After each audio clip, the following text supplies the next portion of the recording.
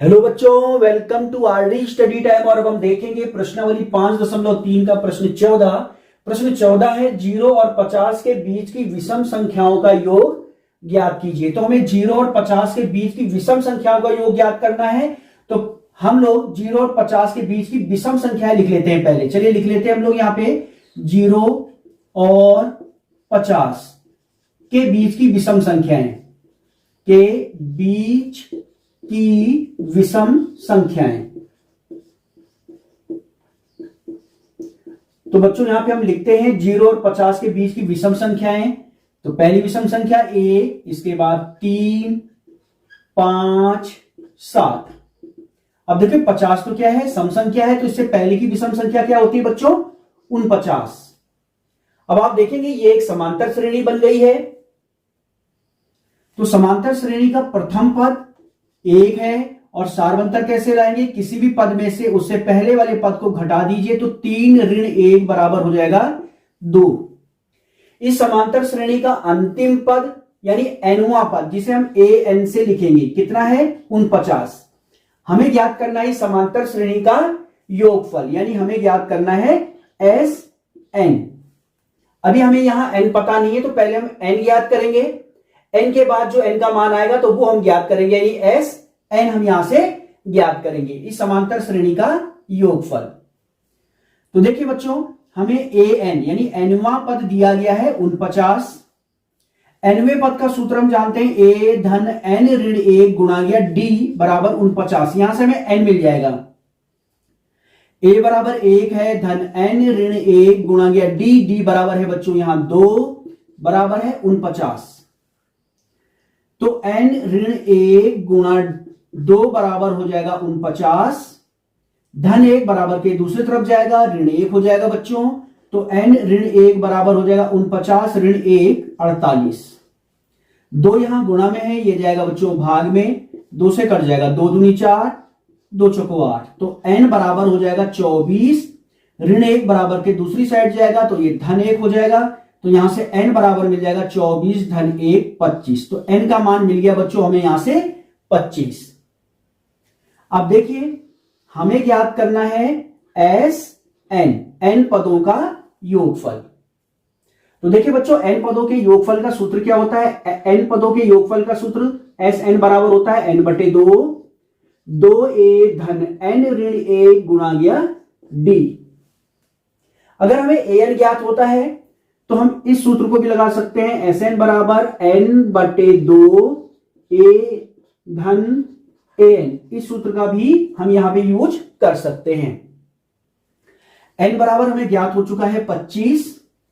तो हमें ज्ञात करना है बच्चों S25। तो S25 बराबर हो जाएगा 25 बटे 2 यानी n बटे 2, n है 25 तो ये हो जाएगा 25 बटे 2 a धन an। a है यहां 1 धन an हमें ज्ञात है। तो S25 बराबर हो जाएगा 25 बटे 2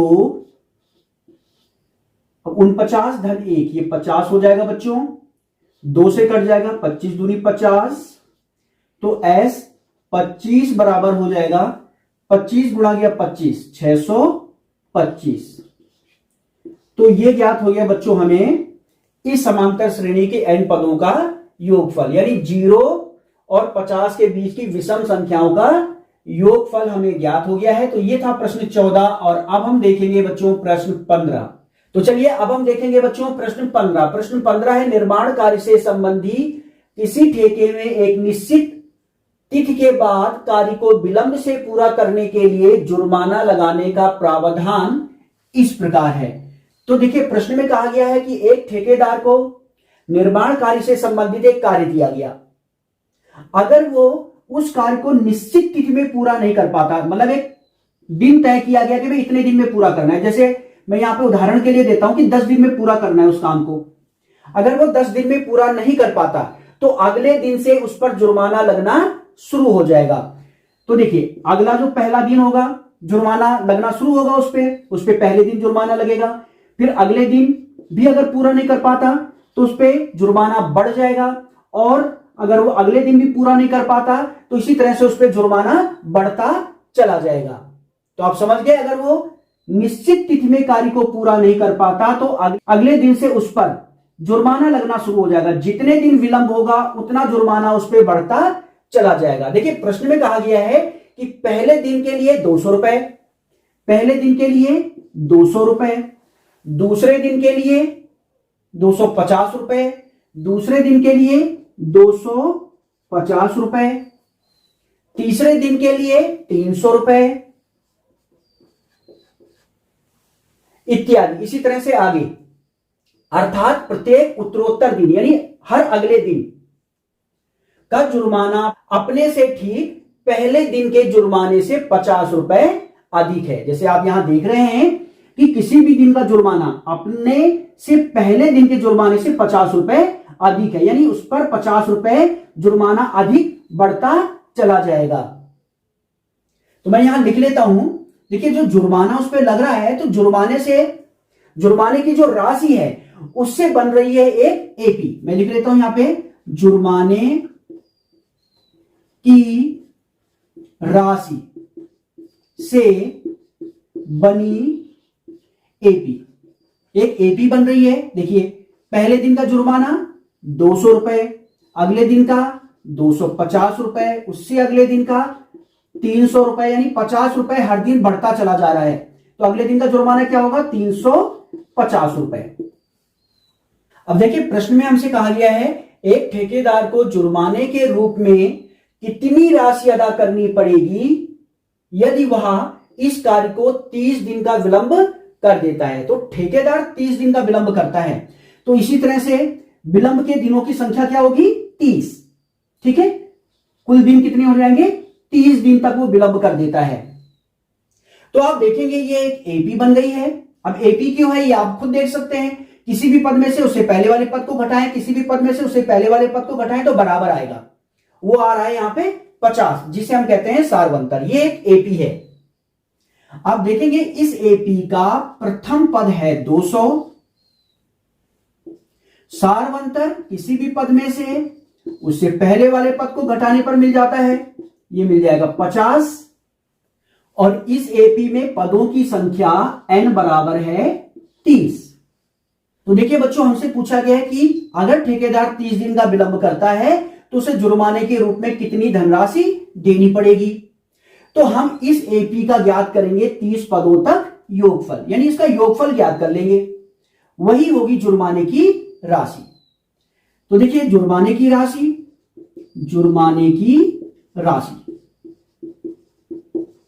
कितनी होगी, एस 30, यानी हमें ज्ञात करना है 30 पदों का योगफल। तो चलिए बच्चों यहां पे 30 पदों का योगफल ज्ञात कर देते हैं, यानी एस 30 ज्ञात कर लेंगे हम लोग। तो देखिए एस एन बराबर होता है n/2, 2a धन n ऋण 1 गुणा गया d। तो एस 30 बराबर हो जाएगा 30/2, 30/2, 2a, a कितना है बच्चों यहां 200 धन n ऋण 1, n है 30, तो 30 ऋण 1 29 हो जाएगा। और d है बच्चों यहां पे 50। तो चलिए इसे आगे हल करते हैं। एस 30 बराबर हो जाएगा, ये 15 बार कट जाएगा, 15 दूनी 30। आगे हल करते हैं, 200 को 2 से गुणा करेंगे 400 हो जाएगा बच्चों। अब 29 को 50 से गुणा कर देते हैं, तो 0 पहले मैं लिख लेता हूं। अब 9 पना 45 की 5 और 5 दूनी 10 और 4 14। आगे हल करते हैं, एस 30 बराबर 15। अब देखिए इनको जोड़ देते हैं, 0 5 4 और 4 8 और 1। अब देखिए इनको गुणा कर लेते हैं, तो 0 को तो पहले मैं लिख देता हूं, ये 0। अब 185 को 15 से गुणा कर दूंगा, 185 को मैं गुणा कर दूंगा 15 के साथ। तो 5 5 25 की 5, 8 5 40 और 2 42 और 5 एकम 5 और 4 9 और 1 के साथ गुणा करेंगे 185 को, तो ये हो जाएगा 5 8 1, तो ये हो जाएगा 5 5 और 2 7, 8 दूनी 16, 16 और 1 17 और ये हो जाएगा 2। तो ये आ रहा है बच्चों 2 7 7 5, यानी ये हो जाएगा 27,750। तो आप यहां देख रहे हैं कि इस एपी के 30 पदों का योगफल आ रहा है 27,750 और यही ठेकेदार को जुर्माने की राशि देनी होगी। तो जुर्माने के रूप में ठेकेदार को 30 दिन के विलंब के लिए 27,750 रुपए देने होंगे। आप यहां लिख भी लेंगे। अतः ठेकेदार को 30 दिन के विलंब करने के लिए जुर्माने के रूप में 27,750 रुपए अदा करने पड़ेंगे। तो ये था प्रश्न 15 और अब हम देखेंगे अगला प्रश्न। अब हम देखेंगे बच्चों प्रश्न 16। किसी स्कूल के विद्यार्थियों को उनके समग्र शैक्षिक प्रदर्शन के लिए 7 नगद पुरस्कार देने के लिए 700 रुपए की राशि रखी गई है। देखिए बच्चों, प्रश्न में हमसे कहा गया है टोटल धनराशि कितनी है 700, कुल धनराशि 700 रुपए है कुल राशि। अब ये 700 रुपए पुरस्कार के रूप में 7 बच्चों को देना है। जो पहला पुरस्कार होगा A1, दूसरे नंबर पे जो होगा उसको A2, जो तीसरे नंबर का पुरस्कार होगा A3 और A4, इसी तरह से A5, इसी तरह से A6 और A7। यानी ये 700 रुपए 7 पुरस्कारों के रूप में बांटा जाना है। पहले नंबर के पुरस्कार को हमने A1 ले लिया, दूसरे को A2, इसी तरह से A3, A4, A5, A6 और A7। यदि प्रत्येक पुरस्कार अपने से ठीक पहले पुरस्कार से 20 रुपए कम है तो प्रत्येक पुरस्कार का मान ज्ञात कीजिए। देखो प्रश्न में हमसे कहता है कि प्रत्येक पुरस्कार, जैसे पहले नंबर को जो पुरस्कार मिलेगा, जो बच्चा जो विद्यार्थी पहले नंबर पे आएगा उसको जो पुरस्कार मिलेगा, जो सेकंड नंबर में आएगा जो उसको पुरस्कार मिलेगा, तो सेकंड नंबर वाले को पहले नंबर वाले से 20 रुपए कम मिलेंगे। इसी तरह से थर्ड नंबर वाले को, जो दूसरे नंबर वाले को पुरस्कार मिला है उससे 20 रुपए कम मिलेंगे, यानी 20-20 रुपए इस तरह से कम मिलते जाएंगे। तो सबसे ज्यादा धनराशि मिलेगी पहले नंबर पे जो आएगा उसको मिलेगी सबसे ज्यादा धनराशि। इसके बाद 20 रुपए कम मिलेगा इसको 20 रुपए और कम मिलेगा, इसी तरह से 20-20 रुपए कम मिलते जाएंगे। तो हमने इन विद्यार्थियों को मिलने वाली पुरस्कार की राशि का मान ज्ञात करना है कि पहले विद्यार्थी को कितने रुपए की राशि पुरस्कार के रूप में मिली, इसी तरह से दूसरे विद्यार्थी को, इसी तरह से तीसरे और इसी तरह से 7वें नंबर के विद्यार्थी को कितने रुपए की धनराशि पुरस्कार के रूप में मिली है, ये हमें ज्ञात करना है। बच्चों यहां आप देखेंगे 1 2 3 4 5 6 7 पद हैं। पदों की संख्या क्या है बच्चों, n बराबर 7। और अगर हम इनको जोड़ेंगे, इन सारे पदों को जोड़ेंगे, इस सारी धनराशि को जोड़ेंगे तो कितना आ जाएगा 700 रुपए। यानी इन 7 पदों का योगफल कितना है बच्चों 700 रुपए। अब ध्यान दें बच्चों, इन सभी पुरस्कार की राशि में 20 रुपए का अंतर है। इसको सबसे ज्यादा धनराशि मिलेगी, इसको 20 रुपए कम मिलेंगे, इसको 20 रुपए और कम मिलेंगे। तो आप देखेंगे ये एक एपी बन जाएगी। क्यों बन जाएगी एपी, क्योंकि यहां सारवंतर बराबर है। किसी भी पद में से उसे पहले वाले पद को घटाएंगे तो कितना आएगा, ऋण 20 रुपए आएगा। कैसे, देखो इसको जो भी धनराशि मिलेगी इसको 20 रुपए कम मिलेगा। अगर जैसे इसको 100 रुपए की धनराशि मिलेगी तो इसको मिलेगा 80 रुपए, यानी 20 रुपए कम, इसको 20 रुपए और कम मिलेंगे। अगर हम किसी भी पद में से उससे पहले वाले पद को घटाएंगे तो कितना मिलेगा बच्चों, यहां पे 100 में से 80 घटाएंगे 20 बचेगा और जो बड़ी संख्या होगी चिन्ह उसका आएगा। यानी 20 रुपए आएगा, लेकिन काहे में आएगा, माइनस में आएगा, ऋण में आएगा। और यही क्या होगा बच्चों, सार्व अंतर।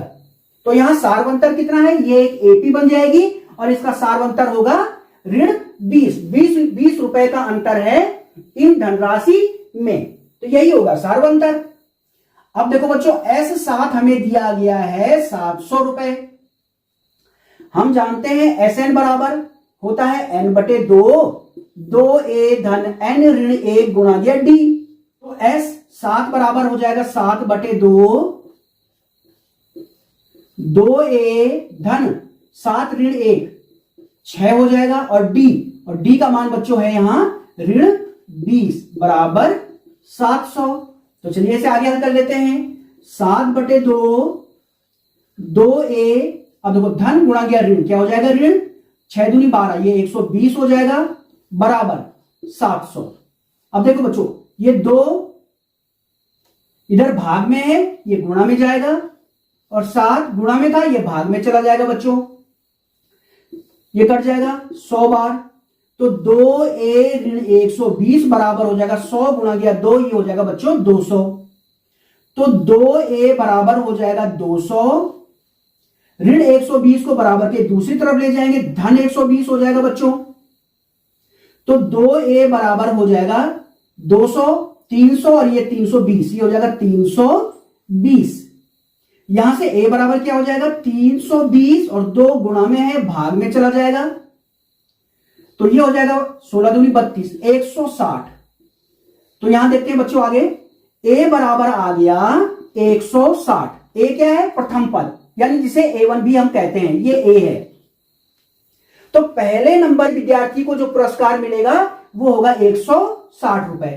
ठीक है, तो पहले नंबर के विद्यार्थी को कितने रुपए मिले बच्चों 160 रुपए। आप लिख भी लेंगे पहले विद्यार्थी को जो प्रथम पुरस्कार है, प्रथम पुरस्कार की धनराशि a1 बराबर 160 आ गई। अब हम a2 ज्ञात कर लेंगे। भाई a2 कैसे ज्ञात करेंगे, हमें बताया गया था प्रश्न में 20-20 रुपए कम मिलते जाएंगे। तो देखो a2 क्या हो जाएगा, 160 में से 20 घटा दो, कितना बचेगा बच्चों, घटा दीजिए, ये हो जाएगा 140। इसी तरह से a3 क्या होगा बच्चों, 140 जो भी ये आया है इसमें 20 रुपए घटा दो, कितना मिल जाएगा 120 रुपए। इसके बाद a4 ज्ञात करेंगे, यानी चौथे नंबर का पुरस्कार क्या होगा 120 रुपए में से फिर 20 घटा दो, कितना हो जाएगा 100 रुपए। इसके बाद a5 ज्ञात करेंगे, a5 क्या मिलेगा बच्चों, जो 100 आया है उसमें से 20 घटा दो, कितना मिल जाएगा 80 रुपए। इसी तरह से a6 ज्ञात करेंगे, यानी छठवां पुरस्कार, कितना हो जाएगा 80 रुपए, जो आया है उसमें से 20 घटा दो, तो ये हो जाएगा 60। इसके बाद a7 ज्ञात करेंगे, a7 क्या होगा, जो a6 मिला है उसमें से 20 घटा दो, कितना हो जाएगा बच्चों, ये हो जाएगा 40।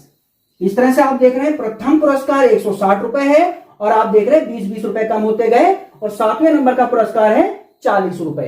और यही हमसे पूछा गया था कि प्रत्येक पुरस्कार का मान ज्ञात कीजिए, तो प्रत्येक पुरस्कार का मान मैंने यहां ज्ञात कर दिया है।